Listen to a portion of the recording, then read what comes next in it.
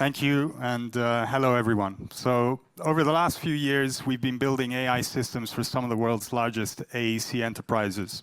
And along the way, we've learned something that we think is fundamental about how AI should work in this industry. And it's something that we also feel most innovation teams and enterprises are getting wrong. And that's what I want to share with you today. How to build effective AI in AEC through platform engineering, demonstrating it through a very specific and real deployment of our platform in the domain of construction safety. So my name is Guido Maciocci. I'm the founder and director of AEC Foundry, where we partner with AEC firms across architecture, engineering, construction, and manufacturing to transform their expertise into intelligent systems. So let's talk a little bit about what's happening in AI in our industry right now. So what you see on the left is what most of the market has to offer today. Vendor-locked AI that works inside one platform's data boundary but is blind to everything else. Generic models and generic platforms that don't understand AEC native data, like drawings and BIM models, schedules and specifications and so on. And then we have point solutions. They don't scale, they don't compound, and they don't integrate with each other. What we think it should be is an open and vendor-neutral platform where you have access to any technology and model so that you can keep up with the pace of a rapidly changing technology. We think it should be able to natively read and understand the data that we're concerned with as an industry, not just text and images and spreadsheets. And the most important thing of all is that we think the best way to develop AI is through a compounding platform model where every use case that you build and deploy builds on shared knowledge that exists and extends the intelligence layer for the next use case and the use case after that. So for us, this is what it looks like in practice. We call our platform AECOS, and it's an AI operating system for the AEC industry. But what I want you to focus on here is the structure. On the left, you have your systems of record. ACC and Procore and SharePoint, this is where all of your project data and your institutional knowledge lives. And on the right, we have systems of action. And this is where intelligence and actions flow back out of the platform into downstream systems and back into your systems of record. Most importantly, of course, is the platform that sits in the middle. And it's a neutral layer that sits between your systems. It doesn't try to replace anything. It tries to connect everything and make it more intelligent. And this is the key. So if we just start from the bottom and go up the layers very quickly. So we have connectors and ingestion pipelines that keep the platform data in sync with system data and the data living in your systems. We have dedicated intelligent document processing pipelines that are specifically built for AEC native data that are able to extract and parse and transform unstructured data from drawings and models and contracts and specifications and so on into AI-readable knowledge. We store that knowledge in knowledge bases. These knowledge bases become accessible through our orchestration and automation layer to agents and pipelines, and we can configure those through workflows and tasks to perform actions either manually, semi-autonomously, or fully autonomously, always with human-in-the-loop review. Then we have evaluation and continuous improvement. These are the feedback loops driven by subject matter experts that improve the system over time and feed back into the system. And then we have dedicated interfaces that adapt dynamically to user intent and go well beyond simple chat interfaces. And all of this is sitting on the most important layer of all, which is the reactive event foundation, which is responsible for tracking every single action and event that happens on the platform. Every agent response, every human question, every interaction, every review. And this is the most important layer in a regulated industry like AEC, because this layer is what builds that transparency and trust in AI. We're always able to go back and see where and why a decision was made. So if we ground this in the real deployment that I was talking about, why we focus on safety.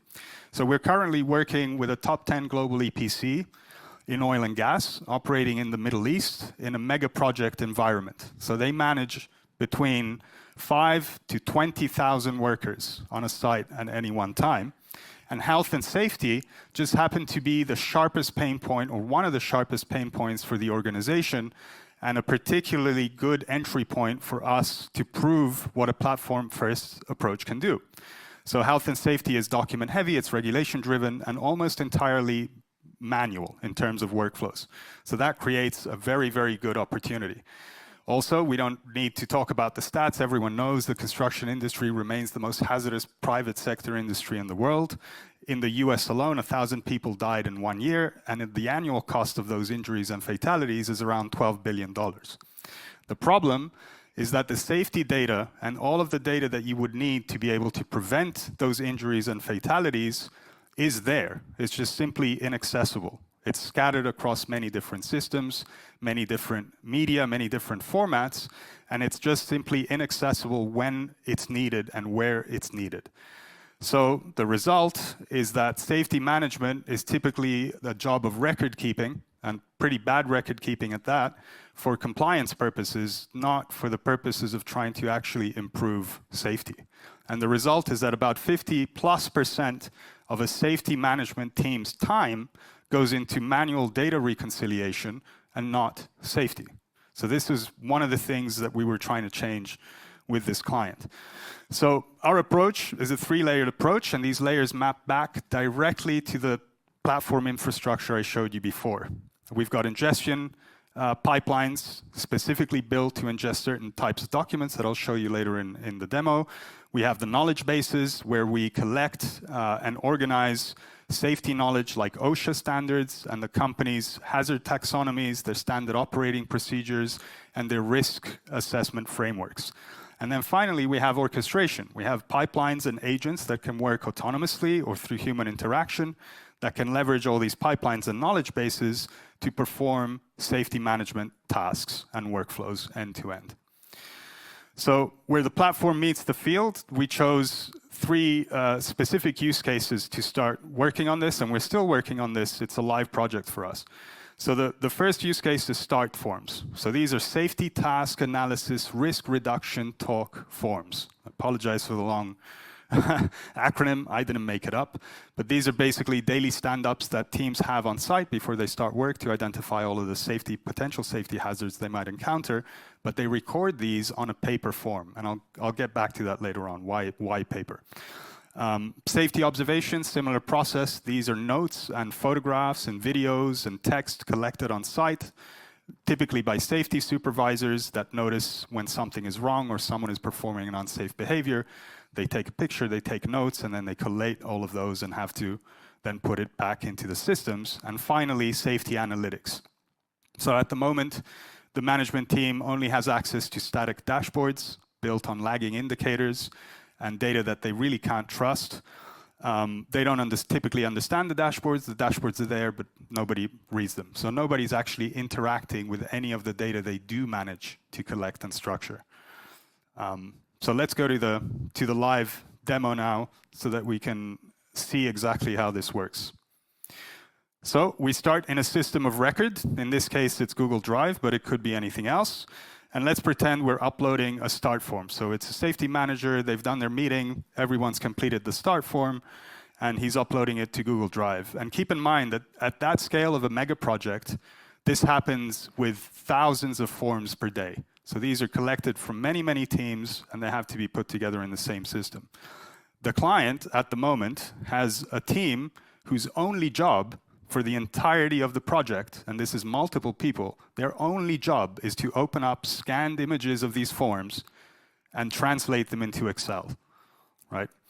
So this is our platform. We've connected it to the Google Drive as a connector. As soon as a start form drops into Google Drive, it triggers a document extraction pipeline that extracts all of the form data into a structured schema that is user-defined. Let me just go quickly back just a second there. And then we have human-in-the-loop review, which does 2 things. One, the low-confidence extractions are surfaced to human experts for review. When they review and correct the output, the corrected output goes back into the system to improve the next extraction. So it's a self-improving system through human-in-the-loop review. So this is just one case of document extraction on the same platform. Imagine thousands upon thousands of these things getting processed a day. So of course, that team no longer exists. They can just use the platform. The next use cases that I'm going to show is safety observations. And from this point on, I want you to imagine this is sort of the user journey of a safety manager. But the platform, of course, is used by several different personas at different entry points. But let's just pretend for the sake of the demonstration that we're a safety manager and we're interacting with the data that we're collecting, observations we're making, and then we're going to analyze some of the data. And you can see how this slowly builds up more and more. So the first task we're going to run is a safety observation task. And a task is simply a predefined workflow or objective for AI to complete. In this case, we upload a picture and some text about what we noticed on site.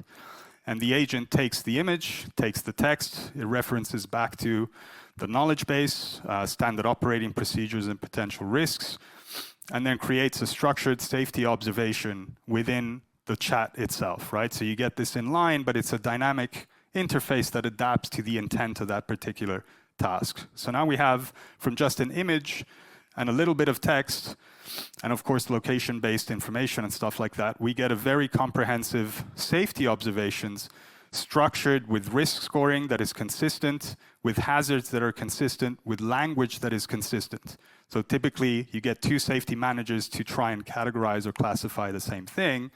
They're going to do it differently. The system standardizes that across the board so that the data you get is of high quality at the end. So we've seen the result of the safety observation. Now we ask the agent to look in the OSHA, in the knowledge base, to check for any OSHA guidelines related to this observation. The observation was about scaffolding. We don't have to specify that. And we get back the OSHA-related regulations and safety guidelines for safe scaffolding activities. And as you notice, all of this is citation-backed with references directly to the individual text within the documents so that you can always trust but verify the information that you're getting back from the language model. Zero hallucinations here, please. Thank you. And then we go on to the next one. So we've done the observation. We've got the OSHA guidelines for scaffolding. Now we're doing something very different. We're asking what cameras are we hooked up to? So we hooked up the platform to live streams from cameras on site that we had access to. I cannot show you the live streams from the construction site for obvious reasons, but the data is there. So the live streams from the camera feed into another intelligent processing pipeline that leverages computer vision to detect people in certain locations and understand if those people are wearing the right protective equipment to be in that location. All of those detections happen live, and as those are happening, the knowledge base and database is filling up with this information. So now that we've asked what cameras do we have access to, we can ask, show me an aggregated data for PPE non-compliance over the last 3 months, since the start of the year, from these cameras, right? So then this is going to show you all of the aggregated PPE non-compliance detections that the computer vision models made on the cameras, and it displays it to you through an interactive visualization within the same context. So we don't need to switch context, we're still within the same platform, and we're really speaking to just one agent. So now we ask for a different type of data set from the observations. We ask to see a chart of safety observation types for the last week, Monday to Friday. And this comes from all of those submitted photographs and text and audio and video notes from the field. So now it goes into the database, analyzes the data, extracts what it needs, visualizes it for you within an interactive data visualization. And this is still building up the context of this same interaction with the platform. So now we ask the agent, help me understand this data. I can see it, but how do I interpret it? What insights can I gain from the PPE non-compliance, the observations, the start forms, and everything else that we have over the last 3 months or week or whatever. So it'll come back and it'll give you an interpretation of the data, highlighting trends, anomalies, and anything that you might have missed or might not understand in visualizing the data itself. We can go back into any data point and trace it back to the origin, the source document, the source video, the timestamp on the video.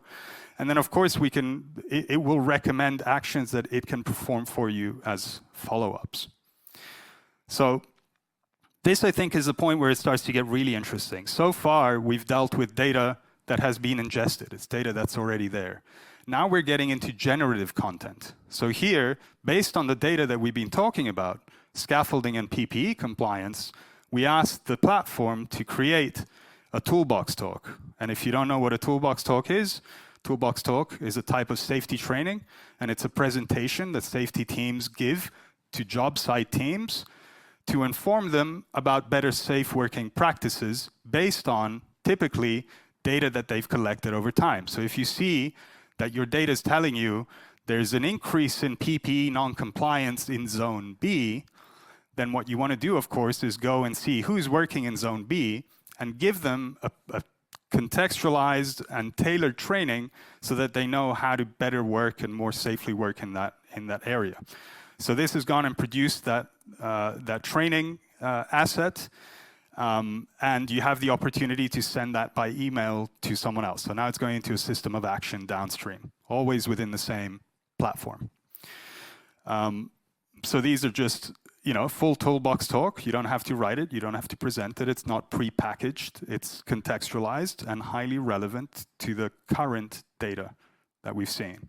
And finally, I want to show you another task, which is the creation of a safe work method statement or a safety risk assessment. We've seen all this data. We've analyzed it. We've done a toolbox talk. But now we really want to do something structured and create a safe work method statement for scaffolding works. So we describe the activity, and you might get this, for example, from a work breakdown structure that's coming in from a subcontractor. They're describing the work that they need to do. You want to assess, based on your company's safe operating procedures, whether or not that contractor is going to be performing that work according to your own standards, right? So now we have a full safe work method statement. If you're not familiar with these, I mean, this is kind of what they look like. Typically, they look much worse. And then, of course, you have all the hazards. You have all of the different control measures for that activity. You can approve, flag, or reject, and that's part of the human in the loop review process, where whatever you approve becomes a good result for AI to then learn from. Whatever you flag becomes something that someone needs to look at and correct. You might not be the expert that needs to correct it. Or you might reject it completely, and that becomes a negative example for AI not to repeat the same mistake again. So now that we have the finished document, we ask AI and close the loop. Can you please put it back into Google Drive? And because it's connected to your systems of record, it can interact with those. Notice we didn't tell it the name of the folder. It assumes it based on what we're doing. We're doing a safe work method statement. I'll probably need to put it in the SWMS folder. Yes, that is probably where you need to put it. So we just tell it to do so, and it finally uploads the PDF. It exports it and uploads it back in the system of record, closing the loop that I showed you before, from system of record to platform to system of action. So back to the presentation. What automation delivers? So if we treated these as individual point solutions, the start forms, the safety observations, and maybe some of the analytics on an existing database, you would probably get the same result without a platform approach, right? You could treat them independently, and you would probably see something like this. You get 10x reporting volume, you get a 2x near-miss capture. The cycle time goes from 2 days from that team manually translating paper forms into Excel, goes from 2 days to 3 minutes. And that's probably the most important one, because we're shortening the time from something that happened in the field and was reported to the time when somebody actually does something to resolve that problem. And of course, we get about 95% reduction in manual work through automation. These numbers are super impressive, and leadership loves us for them. But this is nowhere near where the value is. The value actually comes from what the platform unlocks. So you don't just get automation. You have fragmented data on the left. You have the platform in the middle that takes that data, it ingests it, it extracts it, enriches it, classifies it, stores it and indexes it so AI can read it, and then it can generate new content on it. And it's all traceable, and you can evaluate every single step of the of the process.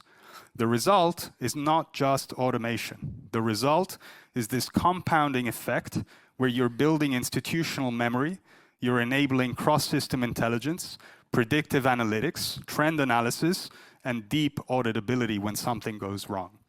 You don't get this from point solutions, because point solutions permanently disconnect the left side from the right. You need a platform approach to be able to connect those two things and create compounding value over time. So I've been talking about safety for this entire presentation, but the platform doesn't care about the domain. The platform cares about knowledge, it cares about data, it cares about orchestration. So we can extend exactly the same infrastructure, the same underlying platform stack to multiple domains, especially document-heavy domains, manual workflows, and so on. So stuff like submittals and RFIs and comparing specs against requirements, quality and inspection workflows that involve collecting data on site and reporting it, procurement and logistics optimization and progress reporting. 4 different domains, very different domains, same underlying platform. And this is exactly how we work.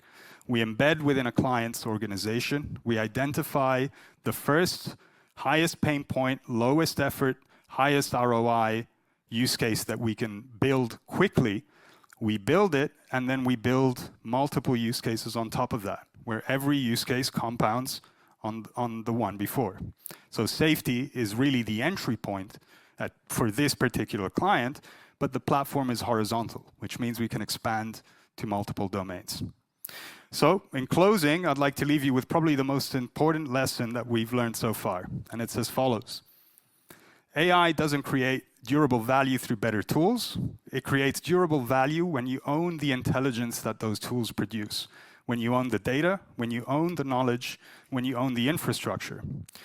When you use a vendor's black box AI, the intelligence compounds, but it compounds inside their platform, not yours. When you buy disconnected point solutions, intelligence never compounds because the data behind never connects. So we feel the best way is a platform-first approach where you're able to build something that compounds over time and becomes an organizational asset, not just another tool. So in 5 years, probably every major AEC firm in the world is going to be running some sort of intelligence layer across their operations. The question that I pose to industry and our clients is whether you want that intelligence to be your asset or somebody else's. Thank you.